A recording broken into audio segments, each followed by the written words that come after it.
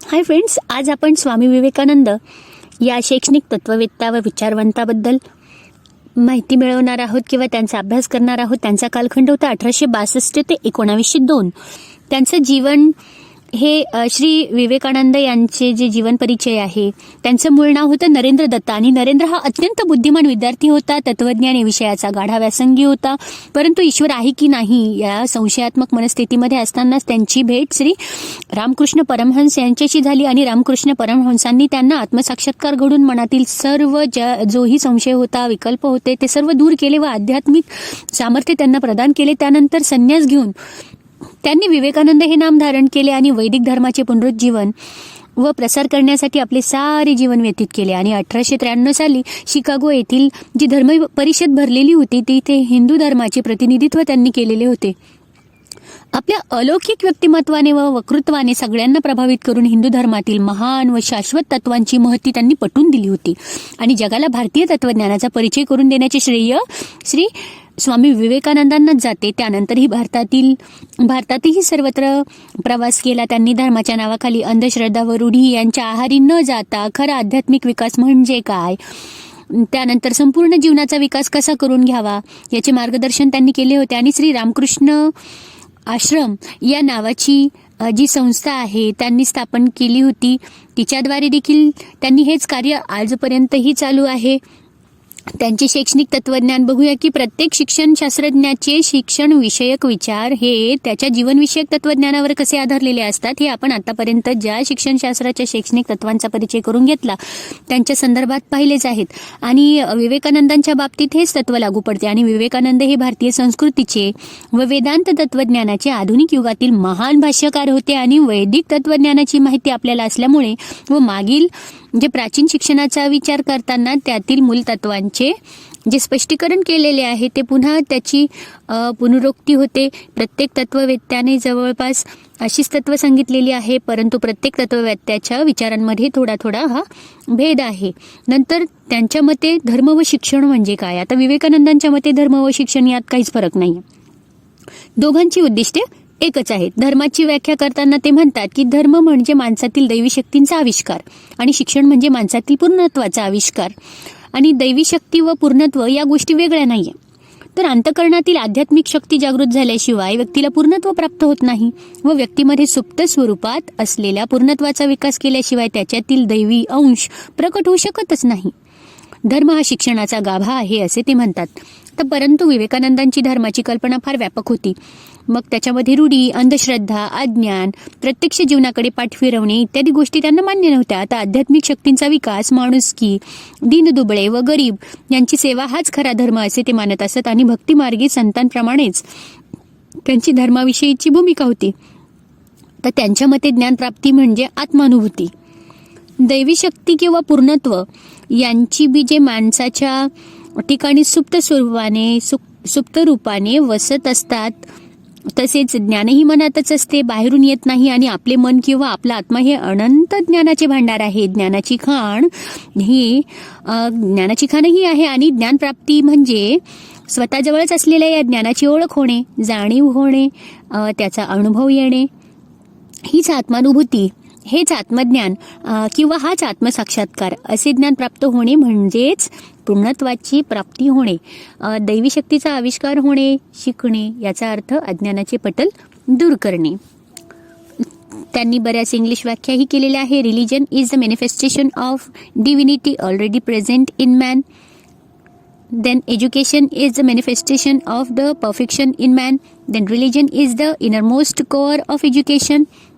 Then all knowledge that the world has ever received comes from the mind. The infinite library of the universe is in our own mind. सगळ्या गोष्टी या मनातूनच येत असतात असं त्यांचं म्हणणं आहे की ज्या ऑलरेडी आपल्या मनामध्ये असतात आणि आपण फक्त त्या बाहेर काढत असतो आपल्या मनातून, त्या हळूहळू बाहेर येत असतात. त्यांच्या मते शिक्षण म्हणजे नैसर्गिक विकास. आता खऱ्या अर्थाने कोणाला शिकवू शकत नाही, खरं पाहिलं तर. आणि हे अगदी खरं आहे, अनुभवलं आहे की एखाद्या रोपट्याचा जसा आपोआपच विकास होतो तसाच मुलांचाही विकास होतो. शिक्षकाचे काम एवढेच की त्याच्या विकासाच्या मार्गातील नैसर्गिक जे अडथळे आहे ते दूर करणे आणि त्याच्या शक्तींना जागृती आणणे, योग्य खत पाणी घालते आणि प्रकाश व हवा पाणी यांची सोय केली, सभोवती कुंपण घातले म्हणजे रोपटे सुरक्षित राहील व त्याचा योग्य प्रकारे विकास होईल. तसेच मुलांचीही आहे. आपण त्यांना योग्य वातावरण निर्माण करून दिलं, योग्य दिशा दाखवली की ते आपोआपच शिकत असतात. आणि हेही तितकेच खरे आहे की ज्याला आपल्याकडून जेवढे शिकायचे आहे तो तेवढेच शिकतो, त्याच्या बाहेर तो जास्त लक्ष घालत नाही. आणि ज्याला शिकायचं असतं तो 100% लक्ष घालून तो आपल्याकडे जे आहे त्याच्यापेक्षाही जास्त शिक्षण घेतो. म्हणजे ही स्टेट ऑफ माइंड आहे की ज्याला जेवढे शिकायचे आहे, काय शिकायचे आहे ते सगळे आपल्या मनावर अवलंबून असते, असं आपल्याला अनुभव येईल. म्हणून विकासाला योग्य परिस्थिती निर्माण करून देणे हे शिक्षकाचे कार्य आहे. आणि या दृष्टीने शिक्षण हे अभावात्मक म्हणावे लागेल, कारण विवेकानंदांच्या या शैक्षणिक विचारांमध्ये रुसो, पेस्टॉलॉजी, फ्रोबेल यांच्या शिक्षण सिद्धांतातीलही साम्य आपल्याला मी आतापर्यंत सांगितलेच आहे की ते साम्य आपल्याला लक्षात येते आहे की शाळेमध्ये किंवा पालकांकडून आज ज्या प्रकारे मुलांवर शिक्षण लादले जात आहे तो फार मोठा अन्याय आहे आणि त्यामुळे मुलांच्या नैसर्गिक विकासाला अवरोध होतो. मुलांना स्वातंत्र्य मिळत नाही आणि विकासाकरता स्वातंत्र्य हे आवश्यक आहे. आणि त्यांना जे करावंसं वाटतं ते आपण करू दिलं नाही तर त्यांचा खऱ्या अर्थाने विकास होत नाही. त्यांना 4 भिंतीमध्ये बांधून टाकल्यासारखं वाटतं. त्यांना जे हवं आहे, जे त्यांच्यात कलाकौशल्य आहे ते जर करू दिले नाही तर त्यांचा खऱ्या अर्थाने विकास हा होत नाही. आता स्वामी विवेकानंदांच्या मते जीवन शिक्षण म्हणजे काय की परकीय शिक्षणाचे दुष्परिणाम त्यांना तीव्रतेने जाणवले होते आणि परकीय भाषेतून प्राप्त झालेली काही ठराविक माहिती पाठ करून डिग्र्या घेणे हे शिक्षण काय आहे काय असे त्यांनी विचारले. तर आजच्या समस्या सोडवण्याचे सामर्थ्य ज्या शिक्षणात आहे काय, या शिक्षणामुळे देशाला काय लाभ होणार आहे. प्राचीन काळी अन्नधान्याने समृद्ध असलेल्या या देशात आज लोक अन्नालाच मोताज झालेले आहेत, ज्यांना अन्नही मिळत नाही व्यवस्थित पटकन. आपल्या शिक्षणातून ही समस्या सुटणार आहे काय. मग ज्या शिक्षणातून जीवन संघर्षाला तोंड देण्याचे सामर्थ्य लोकांमध्ये निर्माण होत नाही, ज्यातून चारित्र्य निर्माण होत नाही, बंधुभावाची भावना विकसित होऊ शकत नाही, पौरुष व पराक्रमाची प्रेरणा मिळू शकत नाही, ते शिक्षण काय कामाचे. असे परखड बोल त्यांनी काढले आहेत व तत्कालीन जीवनाच्या गरजा ध्यानात घेऊन विज्ञान, व्यवसाय व उद्योग यांच्या शिक्षणाचा पुरस्कार त्यांनी केला आहे. आता त्यांच्या मते शिक्षण म्हणजे मानव निर्मिती. त्यांच्या मते शिक्षणाची अंतिम उद्दिष्ट हे शिक्षणाचे ध्येय मानव निर्माण करणे, परंतु संपूर्ण मानवाचा विकास करणे हेही आहे. नंतर मानवतेचा विकास करणे, इच्छाशक्तीचा विकास करणे, तिचे नियंत्रण करून आत्मविकासाच्या कामी तिचा विनियोग करण्याचे सामर्थ्य म्हणजे शिक्षण. संपूर्ण मानवाचा विकास कसा होणार तर त्याच्या इच्छाशक्तीचा विकास करून ज्याच्या स्नायूंमध्ये व नसांमध्ये पोलादी सामर्थ्य आहे, प्रबळ अशी इच्छाशक्ती आहे व सळसळणारे चैतन्य आहे आणि मृत्यूलाही न डगमगता विश्वासाच्या रहस्याचा भेद व शोध घेण्याची जबरदस्त ईर्ष्या ज्याच्यामध्ये आहे, अशी माणसे शिक्षणातून निर्माण झाली पाहिजेत. हेच धर्माचेही उद्दिष्ट आहे. असा मानव निर्माण करणारा धर्म आम्हाला हवा आहे, असं त्यांचं शिक्षणाबद्दल मत होतं की शिक्षण म्हणजेच मानव निर्मिती आहे. आता त्यांच्या मते चारित्र्य निर्मिती म्हणजे काय की शिक्षण म्हणजे केवळ डोक्यात कोंबली जाणारी माहिती नव्हे, जी आचार विचारांशी एकरूप न होता केवळ मनामध्ये सडत पडलेली राहील. तर शिक्षण म्हणजे जीवनाची घडण, माणुसकीचा विकास, चारित्र्य संवर्धन व संकल्पनांचे आत्मीकरण. चारित्र्य निर्मिती होईल कशी तर सतत सद्विचारांचे संस्कार मनावर होत गेले पाहिजेत आणि त्यानंतर कृती घडली पाहिजे व त्यातून योग्य अशा सवयी निर्माण झाल्या पाहिजेत. आणि चारित्र्य म्हणजे सवयींची पुनरावृत्ती व या पुनरावृत्तीमधूनच चारित्र्य निर्माण होते. तर चारित्र्यामध्ये अंतर्भूत असलेला दुसरा महत्त्वाचा घटक म्हणजे विशाल व्यापक सहानुभूती, मानवातील प्रेम, इतरांच्या सुखदुःखाबद्दलची आत्मीयता. केवळ बौद्धिक विकास म्हणजे शिक्षण नव्हे, तर या उलट काय होतं की स्वार्थ व स्पर्धावृत्तीचा विकास होतो आणि अंतःकरणातील मानवतेचा विकास हे खरे शिक्षण आहे. ते मात्र होत नाही. मग बुद्धीपेक्षा शुद्ध अंतःकरणाची प्रेरणाच माणसाला खरे मार्गदर्शन करू शकते. नंतर शिक्षण शक्तींची उपासना, याबद्दल ते काय म्हणतात की दुर्बलतेची, मग ती शारीरिक असो व मानसिक. विवेकानंदांना अत्यंत चीड होती की दुर्बलांचा उद्धार होऊ शकत नाही असे ते म्हणून शक्तींची किंवा सामर्थ्याची उपासना करण्यावर त्यांनी भर दिला आहे. आणि अध्यात्म हा दुर्बलांचा विषय नव्हे, तर फुटबॉल खेळून सशक्त झालेल्या माणसालाच गीतेचे तत्वज्ञान अधिक चांगले समजू शकते असे त्यांनी म्हटले आहे. प्रत्येक व्यक्तीमधून निर्भयता, शौर्य, तेज व सामर्थ्य यांचा आविष्कार झाला पाहिजे आणि स्वतःच्या शारीरिक व आध्यात्मिक सामर्थ्यावर ज्याची श्रद्धा आहे, ज्याचा विश्वास आहे, तो खरा धार्मिक. आणि त्या काळात भक्तीलाही रडके व नेभळट स्वरूप आले होते. कथा, कीर्तने, भजने त्यांना विशेष पसंती नव्हती, कारण त्यामुळे समाजाचा उद्धार होण्याची शक्यता नव्हती. श्रीकृष्ण व गोपी यांच्या प्रेमाची सुकोमल व मधुर गाणी गाण्यापेक्षा रुद्राला आव्हान करावं.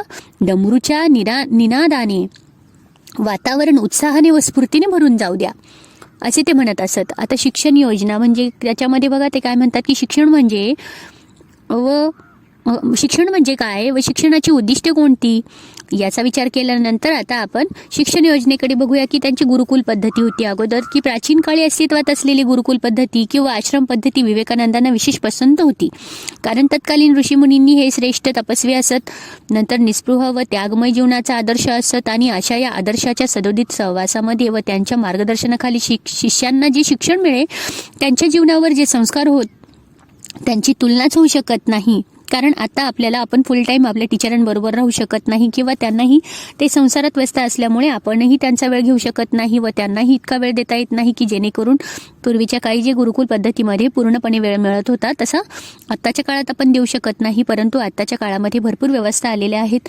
आता शिष्यांच्या अंगचे गुण ते म्हणत असत की शिष्यांच्या अंगी आचार विचारांची शुद्धता, ज्ञानाची तीव्र लालसा, चिकाटी, कष्ट करण्याची जिद्द, आत्मसंयमन, सहनशीलता हे गुण असणे आवश्यक आहे. आता नैतिक व ब्रह्मचर्याला विवेकानंदांनी फार महत्त्व दिलेले आहे. आता त्याचप्रमाणे त्यांच्या मनामध्ये गुरुविषयी अपार श्रद्धा, आदर, विनयशील वृत्ती ही असली पाहिजे, असे ते म्हणत असत की शिष्याच्या अंगी हे गुरुबद्दलचे गुण असले पाहिजे.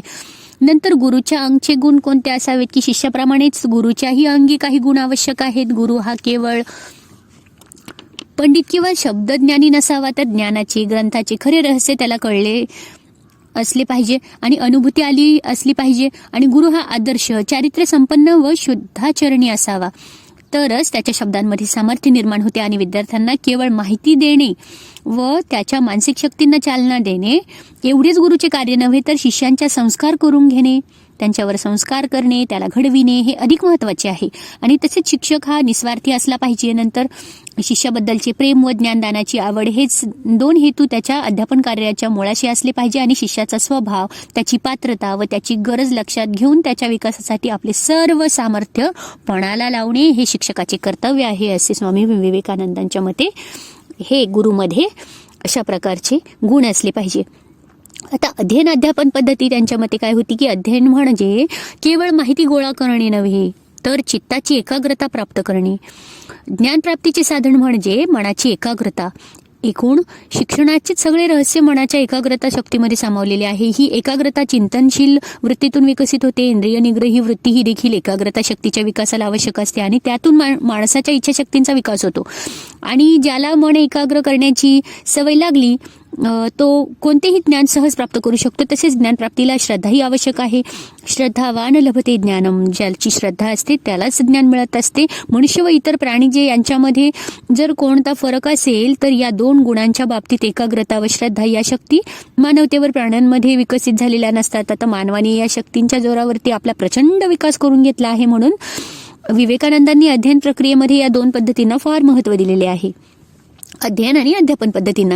आता लोकशिक्षण, लोकांचे दारिद्र्य व अज्ञान पाहून विवेकानंदांचे मन अतिशय कळवळलेले आहे. त्यांच्या हाताच्या बोटावर मोजण्या इतपत सुशिक्षित लोकांवरून देशाची कल्पना करू नका, असं त्यांचं म्हणणं होतं की झोपड्यांमधून राष्ट्र वसले आहे, याचे स्मरण किंवा तुम्हाला विस्मरण होऊ देऊ नका. या लोकांना सुशिक्षित करणे हाच त्यांचा उद्धाराचा एकमेव मार्ग आहे. म्हणून त्यांना शिक्षण देणे हे आपले आद्य कर्तव्य आहे, अशी त्यांची सुशिक्षितांना जाणीव करून दिली त्यांनी. आणि निरक्षर लोकांना साक्षर करणे ही तर लोकशिक्षणाची पहिली पायरी आहे. परंतु तेवढेच पुरेसे नाहीये त्यांच्या मते की आपल्या संस्कृतीचा, त्यातील विचारांचा, परंपरांचा व मूल्यांचा परिचय करून देणे, तत्वज्ञानातील आशय सुलभ व सोप्या स्वरूपात त्यांना समजावून सांगणे हे खरे शिक्षण.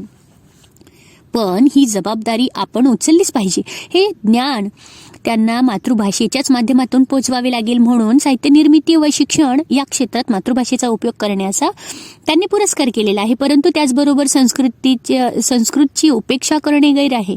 म्हणजे संस्कृत ह्या विषयाची भाषेचे तिरस्कार नाही केला पाहिजे. नंतर बहुजन समाजाला देखील संस्कृत भाषेपासून वंचित ठेवू नका. त्यांना संस्कृत भाषा देखील शिकण्याची व्यवस्था करा, अशा स्पष्ट इशारा त्यांनी दिलेला आहे. कारण पूर्वीच्या काळचं बरंच ज्ञान हे आपल्याला संस्कृत भाषेमध्ये मिळतं.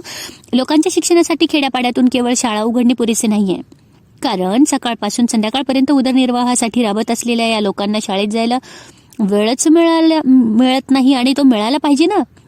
मग आपल्या मुलांना देखील ते रोजी मिळवण्यासाठी रोजचा अन्न मिळवायला मदत म्हणून आपल्याबरोबर घेऊन जातात. म्हणून शाळा प्रस्थापित करून कार्यभाग होणार नाहीये, तर सायंकाळी वस्तीमध्ये वर्ग भरून निरनिराळ्या आधुनिक साधनांचा उपयोग करून सर्व विषयांचे ज्ञान देण्याची व्यवस्था करणे हाच त्यावर एकमात्र उपाय आहे. शिक्षण हे घराघरात पोहोचले पाहिजे. मुले जर शिक्षण घ्यायला येऊ शकणार नाहीत तर शिक्षण त्यांच्यापर्यंत गेले पाहिजे असे विवेकानंदांनी सुचविलेले आहे.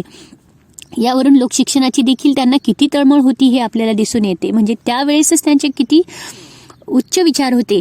नंतर मूल्यमापनामध्ये आपण जर बघितलं तर गेल्या शतकातील उत्तरार्धाचा जो काळ हा मोठा विचित्र होता.